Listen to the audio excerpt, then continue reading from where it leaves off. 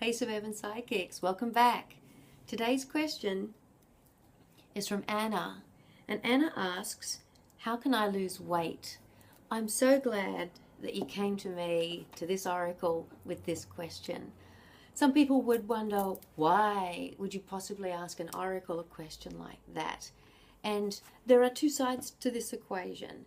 There's the allopathic side, the mechanical side, where absolutely you need to do all the sensible physical things. What food and nutrition are you putting into your body? Have you been to your doctor to see if there's any underlying medical reason for the weight that you've got, thyroid, those sorts of things? And how much activity are you getting? Are you getting out and moving around a little bit just to help your body use up the energy that you're putting into it through food? So yes, there's an allopathic side to the equation, but there is a heavily documented emotional and psychological side to the equation now that we are well aware of. So I love that you're coming to the oracle to get some insight into what's behind your weight for you, emotionally, energetically, psychologically. Now, this is a big topic in our society at the moment, and not simply from an aesthetic point of view. There are health risks associated with being overweight, such as diabetes. So there is an actual allopathic medical reason to focus on weight, but also now as a society we've also put a lot of judgments on weight. In his book The Culture Code, which I've mentioned in a previous reading, when he talks about the culture code for fat in America, the underlying belief is that you've checked out of life. So there's a lot of judgment around being overweight, a lot of assumptions. We're targeted with preconceptions by other people about how we think and feel. So we absorb that too through society and through magazines. So there's a huge emotional and spiritual component.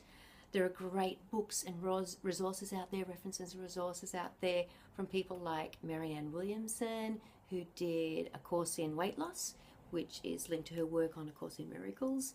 Even Doreen Virtue put out a book many, many years ago on yo-yo dieting.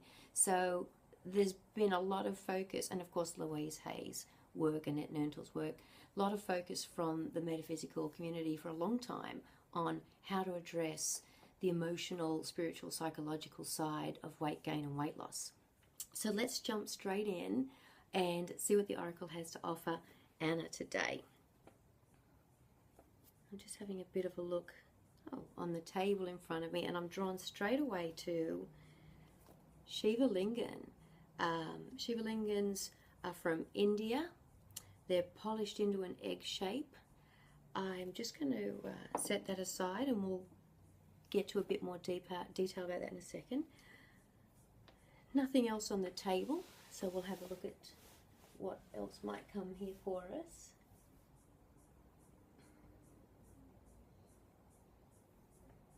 I'm being drawn straight to the Ten of Cups, which is just sitting here from my Mythic Tarot deck.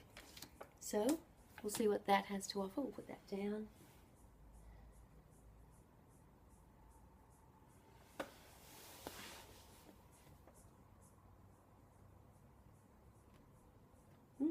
I'm not sure how this is going to relate. Let's see. The richest man in Babylon is really calling out to me. Now, to just look at the Ten of Cups here, I'm going to grab a book off the shelf I've got on tarot, which will help us, if I don't drop everything, which will help us with an explanation. I'm going to use this particular book. It relates to the Rider-Waite Tarot and the Robin Wood Tarot, but we'll just still use it in conjunction with the Mythic Tarot. I've lost that book for the moment, and we'll see what answers we get. So starting with Shiva Lingan, I usually refer straight to the Crystal Bible by Judy Hall when I select a crystal. But I happen to know that in this particular version of the book, she doesn't have information on it. So I'm just going to read for you the information I got from the shop where I bought the crystal. And when I post this on the blog, the reading on the blog, I'll put a link to a website that gives some great information on this crystal. I'll do a bit of research and I'll take a photo, put it up and link it to a website so that you can start. But by all means, Google it yourself. Shiva, S-H-I-V-A, Lingam, or Lingam, L-I-N-G-A-M. And what this stone has to say is, it's a potent healing stone and spiritual talisman. It stimulates electric flow in the body and meridians. And here we go, helps you look within to release what is outgrown. Well, that's exactly what we're looking at doing here. In losing weight, we absolutely want to release what is outgrown. And this Shiva Lingam, most crystals are small, you know, I've got like 80 odd here in front of me, and they're little tumble stones usually that you carry. These things are whoppers, and they're so comforting to hold. I can't tell you. You really need to pick one up and feel it for yourself. It's just the weight of it, the shape of it.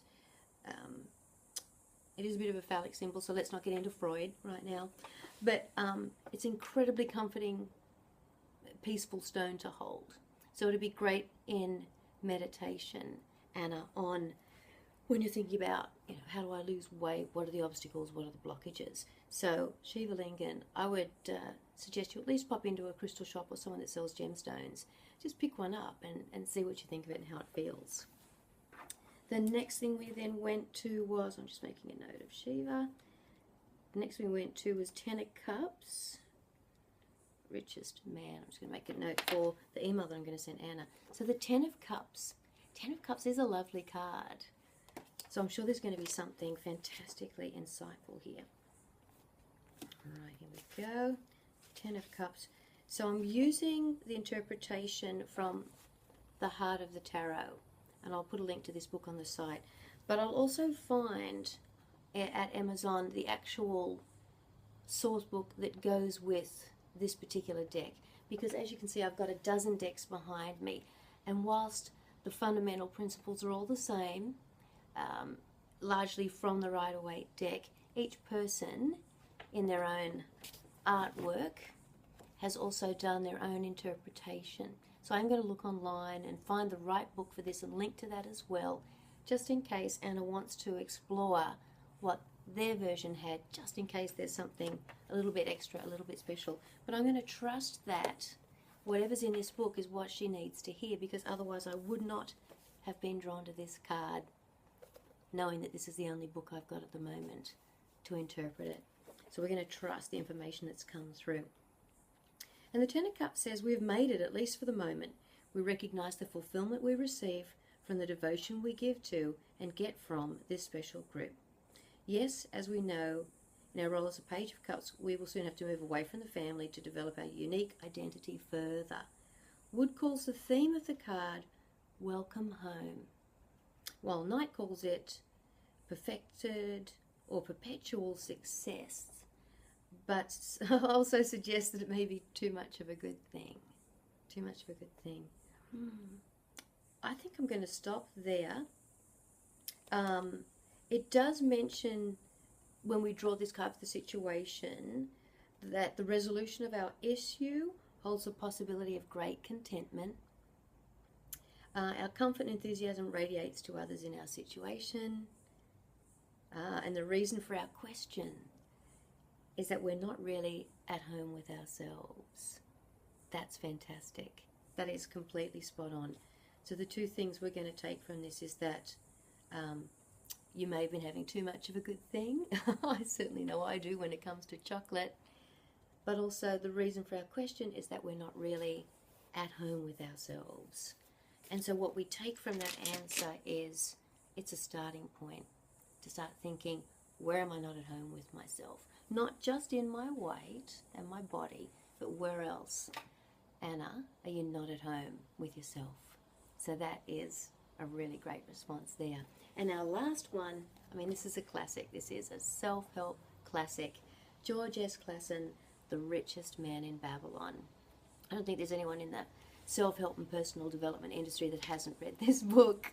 But let's just not have any preconceptions. Let's just blank our minds, go to a page and see what information is coming through specifically for Anna, specifically for this question that she's got. So we've headed to page 117. The subject of the chapter is The Luckiest Man in Babylon. And it says, at the head of his caravan proudly rode Sharu-Nada, the merchant prince of Babylon. He liked fine cloth and wore rich and becoming robes. He liked fine animals and sat easily upon his spirited Arabian stallion. To look at him, one would hardly have guessed his advanced years. Certainly they would not have suspected that he was inwardly troubled. The journey from Damascus is long, and the hardships of the desert many. These he minded not. The Arab tribes are fierce and eager to loot rich caravans. These he feared not, for his many fleet mounted. These he feared not, for his many fleet mounted guards were a safe protection. I can see how that's relevant. The two things that jumped out to me there were, certainly they would not have suspected that he was inwardly troubled. I'm sure, Anna, you've got an amazing, vibrant personality, and that a lot of people wouldn't realize that inwardly you're troubled about your weight and that you really want to do something about it. And the other key here is, these he feared not, for his many fleet mounted guards were a safe protection. And we do know from a lot of work that's been done on weight and being overweight that it is absolutely a safe protection from the world. It's a buffer. We know from fantastic earlier work that, what was the saying? It actually represents weight, W-A-I-T. In what way is the weight that you're holding making you wait to do all the things you want to do? It's stopping you doing all the things you want to do. And we know from the culture code that weight is also associated with checking out of life. So it's certainly perceived that way, but I think a lot of people can identify it, that in being overweight, you're checking out of life. It's stopping you getting involved in a lot of activities. And it's a safe protection because it's actually protecting you from doing the things you're afraid to do by making you physically uncomfortable in even attempting to do them. So the weight is acting as a safe protection. I think that's a great little pointer there to sit with this question and ask yourself, in what way is my weight a safe protection? Is it a protection from doing things I don't want to do? Do I use my weight as an excuse to not do things I want to do? Does weight protect me from unwanted attention, perhaps, Anna, from men and experiences you've had in the past? And the weight creates a buffer between you and male attention and male attraction. I mean, there's so many ways that we would take this further in a session together. So these three little tiny cards here and these, it's gone for 13 minutes, sorry about that. It's just a starting point of the conversation. I hope it's given you some launch points to now take it further and think further, and please do consider booking a session with me so we can dive in a little bit deeper. Well, that's it for today. That's it for this question. I hope you've gotten something out of it. I love the fact that you've come to an oracle with this question. And I'm going to do a few more of these, so please send in your questions, because each time the response is going to relate specifically to that person, but energetically we're going to be still getting information from somebody else's answers, and they can't help us too. So I'm going to put up a number of these, so please send your questions. So do remember that you are connected and that life is trying to communicate with you at all times, and that the question itself has the capacity to move you forward or to keep you stuck. So, my suburban sidekicks, what's your question?